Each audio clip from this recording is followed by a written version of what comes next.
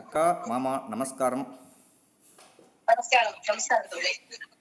வந்து நான் தோத்திரம் முதல்ல படிச்சிடுறேன். அவசியமாக்கா, தெய்வ தோத்திரம் பண்ணிக்குவோம். அய்யனே என்னுள்ளே அனந்த ஜென்மங்கள் ஆண்ட மெய்யனே உபதேசிக்க வெளிவந்த குருவே போற்றி. பொய்யவே முத்தி நல்வோம் உதவி போர் உதவி நாயகமே செய்யுமார் ஒன்றும் காணேன் உன் திருவடி போற்றி போற்றி.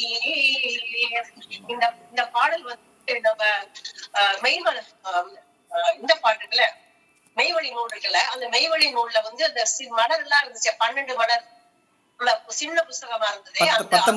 அந்த நூல்ல வந்து இது இருந்துச்சு இந்த பாட்டு. அந்த பாட்டை வந்து சேர்த்து விட்டுட்டாங்கன்னு நினைக்கிறாங்க, போயிடுச்சு. அதனால எங்க மாமியார் சொன்னாங்க அந்த பாட்டை, இந்த பாடல் இந்த தோத்திரம் வந்து இதுல இருந்ததுமான்னு சொன்னாங்க. இந்த பாடல் இந்த தோத்திரம் அப்புறம் எனக்கு பிடிச்ச பாடத்தை பாடிடுறேன். வல்லாள் உன்னை பாட பாட வாய்மணக்குதே வாய்மணக்குதே வஞ்ச வினைகள் இணைவை தோடி தலை வணங்குதே எல்லாள் உனது புகழை கேட்க செகினயக்குதே செகினயக்குதே எந்தாய் தயவை எண்ணம் தோறும் உணவியக்குதே எனக்கும் உனக்கும் இசைந்த பொருத்தம் என்ன பொருத்தமோ என்ன பொருத்தமோ இந்த பொருத்தம் உலகில் பிறருக்கு இதுவும் பொருத்தமோ. எங்க மாமனார் பேர் வந்து மெய்வழி விரகதா ஆனந்தர். எங்க மாமியாருக்கு மெய்வழி தனா ஆனந்தகி. டாக்டர் அவங்க இல்லைங்களா? டாக்டர் மெய்வழி விரகதானந்தர். டாக்டர் மெய்வழி விரகதா ஆனந்தர். சிறப்பு சிறப்புங்கா. அவங்க என்ன பண்ணாங்க, வந்து அவங்களுக்கு தாய் மாமன் ராஜு பிள்ளைன்னு இருக்காரு. அவர் வந்து திருச்சியில மலைக்கோட்டையில அவர் வந்து வசிச்சுட்டு இருந்தாங்க அவங்க. அப்ப எங்க மாமனார் டாக்டரா இருக்கிறதுனால தேவக்கோட்டையில பிராக்டிஸ் பண்ணிட்டு இருந்தாங்க. எங்க மாமாவும் மாமி என்ன பண்ணுவாங்க, திருச்சிக்கு வர்றப்பெல்லாம் சாலைக்கு வர்றப்பெல்லாம் திருச்சியில அந்த மலைக்கோட்டையில வந்து அவங்க தங்கிட்டு அப்புறம் தான் அவங்க சாலைக்கு வருவாங்க. இப்படி இருந்துட்டு போயிட்டு இருக்காங்க. அவர் வந்து சாலையில அவர் வந்து அந்த ராஜு பிள்ளைங்கிறவர் என்ன பண்ணுவாரு, எப்ப பார்த்தாலும் காலையில மத்தியானம் சாயங்காலம் இருக்கு இல்லையா, அப்ப எல்லாம் வந்து மலைக்கோட்டை உச்சி மலைக்கோட்டையில தான் அவங்க வீடு. அந்த உச்சிமலைக்கு போவாரு. போயிட்டு அங்க சாமி கும்பிட்டு வருவாரு. இது பழக்கமா வச்சுட்டு இருந்திருக்காரு. இந்த டைத்துல இவரு போயிட்டு சாலைக்கு போயிட்டு வந்துட்டு இருந்திருக்காரு. அப்ப என்ன பண்ணாங்க, திடீர்னு அவருக்கு வந்து நடக்க முடியாம போனதுனால என்ன பண்ணிட்டாரு, வீடையே அவர் கோயில் ஆக்கிட்டாரு. வீடே என்ன பண்ணிட்டாரு, பெரிய பெரிய மாடமா வச்சு நடராஜர் சிலை ஒவ்வொரு சிலையா வச்சுக்கிறாரு. அப்புறம் ஒரு பக்கம் கோயில் மாதிரியே பண்ணி பிள்ளையார வச்சு அதுக்கு பிள்ளையாருக்கு பூசை பண்ண ஆரம்பிச்சிருக்காரு. அதனால வீட்டையே கோயிலை தரணும். அப்படி பண்ணிட்டு இருக்கப்ப இவர் பண்ணிட்டு இருக்காரு. இவர் பாட்டு எங்க மாமா பாட்டு வருவது, வந்துட்டு சாலைக்கு போறது, சாலையை பத்தி என்ன பண்ணலாம் போறீங்க அதுவும் கேட்டுக்குவாரு. இவர் அதையும் பண்ணிட்டு இருக்காரு.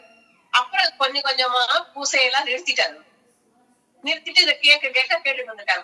அப்பதான் இதை கூட்டிட்டு போவப்பா என்ன ஒரு நாள் அப்படின்னு சொல்லியிருக்காரு. சரி கூட்டிட்டு போறேன் மாமான்னு சொல்லியிருக்காங்க. செஞ்சு தேவைப்பட்டல ரொம்ப ரொம்ப ரொம்ப பிராக்டிஸ் அப்ப ஜாஸ்தி இருந்ததுனால பிராக்டிஸ் பண்ணதுனால போயிட்டு இருக்கனால இவங்களுக்கு டைம் இவங்களுக்கு கிடைக்கல போல எங்க மாமனாருக்கு. அப்படி இருக்கிறப்ப ஒரு நாள் என்ன பண்ணிருக்காங்க, இப்படி திருப்பி வந்துட்டப்பதான் இப்படி நீ என்ன பாருப்பா, நீ வந்து இந்த வீட்டை நீ அவருக்கு பிரம்மச்சாரி, ஏன்னா தெய்வத்தை பாக்கணுங்கிறதுக்காகவே கல்யாணம் ஆகாம இருந்தவங்க. நம்முடைய வீட்டை வந்து நீ வந்து எழுதிக்கப்பா அப்படின்றப்ப இல்ல மாமா இது எனக்கு வேண்டாம் அப்படின்னு சொல்லிட்டு, அதாவது அவங்க வந்து ராஜு பிள்ளை அவர்கள் வந்து இந்த மாதிரி தன்னுடைய தங்கச்சி மகன்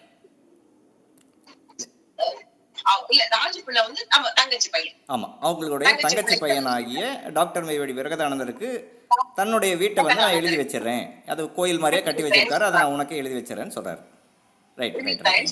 இது வந்து ஒண்ணுமே சொல்லாம எது இல்ல மாமான்னு சொல்லிட்டு ஒண்ணுமே சொல்லலையா. அங்க இருந்து வந்து சாலைக்கு வந்துருக்காங்க. தெய்வத்துக்கிட்ட வந்து மாமியார் உட்காந்து திருமாளிகளை போயிருக்காங்க. தெய்வத்துக்கு போய் தரிசனம் பண்ணிட்டு திருமாளியில பேசிட்டு இருக்கப்ப இப்படி என்னடா அவங்க கேட்டா சொன்னாரு தெய்வமே வந்து எனக்கு வேண்டாம் அப்படி. ஏன் அது வந்து சிவன் சொத்தா இருக்கு, அப்படி எல்லாமே கோயிலா வச்சிருக்காரு, எல்லாமே சிவன் சொத்து, எனக்கு அது வேண்டாம். அப்பனா என்ன யாருன்னு நினைக்கிறேன்னு கேட்டேன். சிவன் சொத்து குலநாசம்னு சொன்னாங்க. சிவன் அது சொல்றாங்க, சிவன் சொத்து குலநாசம்னு சொல்லுவாங்க தெய்வமே, அதனால எனக்கு வேண்டாம்னு சொல்றாங்க. உடனே அவங்க சொல்றாங்க, தெய்வம் சொல்றாங்க, அப்பனா இப்ப என்ன யாருன்னு நீ நினைக்கிற அப்படின்னு. உடனே தெய்வமே, நீங்கதான் சிவபெருமான் தெய்வமே, தெய்வமே சொல்லி இது பண்ணவும், சரி இப்ப நான் சொல்றேன் நீ எழுதிக்க அப்படின்னு சொல்லிருக்காங்க. நான் கொடுக்குறேன்டா நீ எழுதிக்க அப்படின்னு இருக்காங்க. உடனே அப்போ எங்க மாமனாருக்கு வந்து, தெய்வமே எனக்கு வேணாம், இவன் பேர்ல தனம் பேர்லன்னா இவன் பேர்ல எழுதிட்டு இவன் பேர்ல எழுதிட்டு தெய்வமே அப்படின்னு சொல்றாங்க. அதாவது தன்னுடைய மனைவி மெய்வழி தனானந்தகி பேர்ல எழுதிக்கலாம் அப்படின்னு சொல்றாங்க. அவதான் எழுதிக்கிட்டோம் அப்படின்னு. உடனே எங்க தெய்வம் என்ன சொல்லிருக்காங்க, சிரிச்சுக்கிட்டே தானம் நீ எழுதிக்கடி அப்படின்னு சொல்லிருக்காங்க உத்தரவாய்க்கு. உடனே சரி தெய்வமே சொல்லிட்டு இவங்க உத்தரவுதயங்கன்னு சொல்லிட்டு 2 பேருமே வந்திருக்காங்க. திருச்சிக்கு வந்து ரெஜிஸ்டர் பண்ணிட்டு அப்புறம் இவங்க தேவக்கோட்டைக்கு போயிட்டாங்க. தேவக்கோட்டைக்கு போயிட்டு அப்புறம் திருப்பி ஒரு சாலைக்குன்னு வர்றப்ப அவருக்கு வந்து ரொம்ப ரொம்ப உடம்பு சரியில்லாம படுக்கையில விழுந்துட்டாரு. படுக்கையில விழுந்தோட்ட இவருக்கு என்ன பண்ணாங்க, எல்லாத்தையும் சொல்லிட்டு போயிட்டே இருந்துட்டு சமயத்துல அப்புறம் 2 நாள் தங்குற மாதிரி ஆயிடுச்சு. அப்புறம் தான் அவருக்கு திடீர்னு அவருக்கு தெய்வத்தை பத்தின அறிமுகம் ஏற்கனவே இருக்குது இல்லைங்களாக்கா ராஜு பிள்ளை அவர்களுக்கு. அதாவது அவங்க தாய்மாமன் ராஜு பிள்ளை அவர்களுக்கு தெய்வத்தை பத்தி இவங்க அறிமுகப்படுத்தியிருக்கிறாங்க.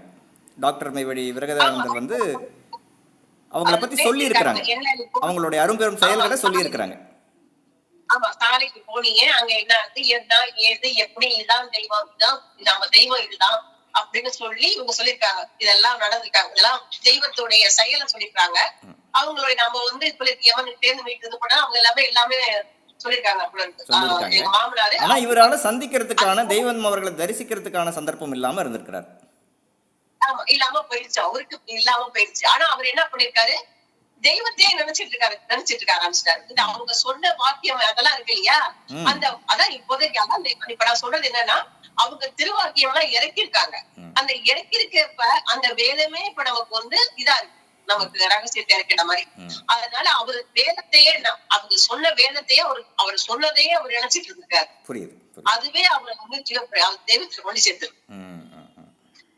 சிறப்புங்கக்கா. அவங்க அதாவது தெய்வம் ரூபத்திருமையோடு இருந்த காலகட்டத்திலேயே, அவர்கள் நடமாடும் ரூபத்திருமையோடு இருக்கிற காலகட்டத்திலேயே இவங்களுக்கு உடம்பு சரியில்லாமல் இருக்கிறதுனால இவங்களால் நேரில் போய் தரிசிக்கிறதுக்கான சந்தர்ப்பம் இல்லை. ஆனால் விசுவாசமாக அவங்க தெய்வத்தை நம்பி இருக்கிறாங்க, அவங்கள பற்றி கேள்விப்பட்ட அளவில் நம்பி இருக்கிறாங்க. அதே போல் தன்னுடைய தங்கச்சி பிள்ளைக்கு இந்த தன்னுடைய வீடை வந்து கோயில் மாதிரி கட்டி வச்சிருக்கிற அந்த வீட்டை வந்து அவர் எழுதியும் வச்சுருக்காங்க. ஆனால் அதே சமயம் அவர்களால் வந்து தெய்வத்தை நேரில் தரிசிக்க முடியலையே தவிர இந்த விசுவாசமாக இருந்து ஜீவப்பிரயாணம் ஆகிறாங்க. ஆமா, ஏன்னா தெய்வம் வந்து எப்ப நினைக்கிறேன், 43வது வருஷம் 44 அவரு ராஜு பிள்ளை 43 44 நீங்க பிறந்தீங்க 42 43 42 தான் சாலையில வந்திருக்காங்க. 43 இருந்திருக்கும்னு நினைக்கிறேன் தம்பி. சரிங்கக்கா. நல்லதுங்கக்கா. சொல்லுங்க, நீங்க சொல்லுங்க. அதனால வந்து அப்ப ஜீவபிரன் அப்படியே, ஏன்னா அவர் வந்து தெய்வத்தை வாக்கியத்தை மட்டும் சொல்றது பேச்சு, ஏன்னா உரையாடல் 2 பேரும் பேசிட்டே இருந்திருப்பாங்க இல்லையா, அந்த ஒரு இதை நினைச்சு அவர் வந்து, ஏன்னா அவர் விட்டுட்டாரு எல்லா அனுஷ்டான ஆசாரம் எல்லாம் விட்டுட்டு தெய்வத்தை சொல்றதையே அது இது பண்ணிருக்காருன்னு நினைக்கிறேன் நான். அப்ப ஜீவபிரன் ஆனோடு என்ன பண்ணிருக்காங்க, எல்லாமே அவருக்கு தெய்வம் நம்ம எப்படி நம்ம 10 அடையாளத்துல எல்லாமே இருந்திருக்கு அவருக்கு.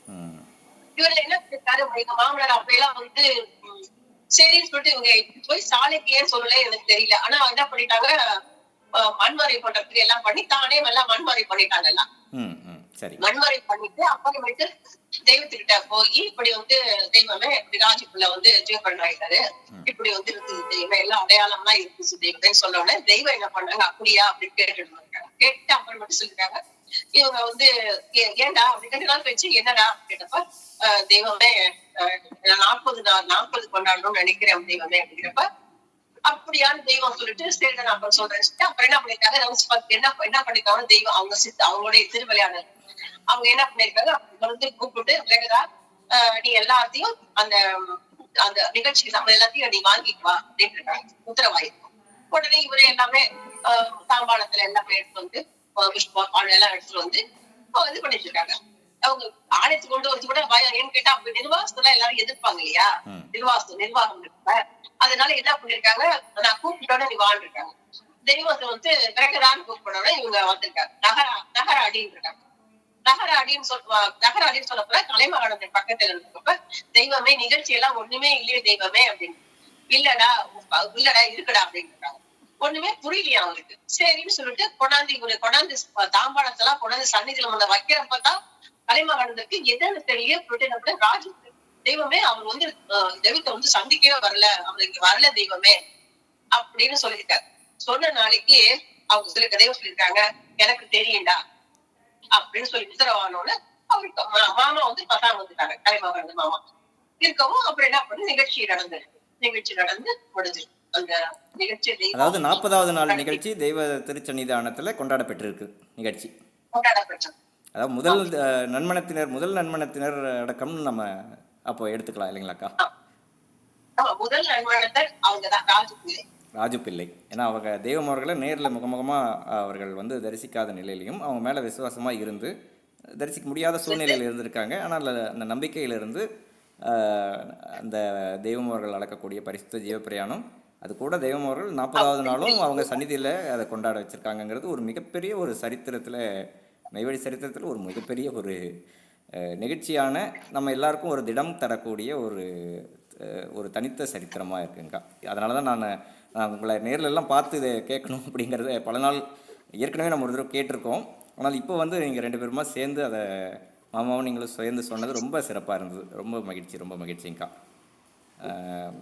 ரொம்ப சிறப்புங்கக்கா. அநேக நமஸ்காரங்கள் 2 பேருக்கும். ரொம்ப நமஸ்காரம்க்கா. நமஸ்காரம் மாமா. பாடுங்கக்கா. நம்ம பாடி தெய்வத்தை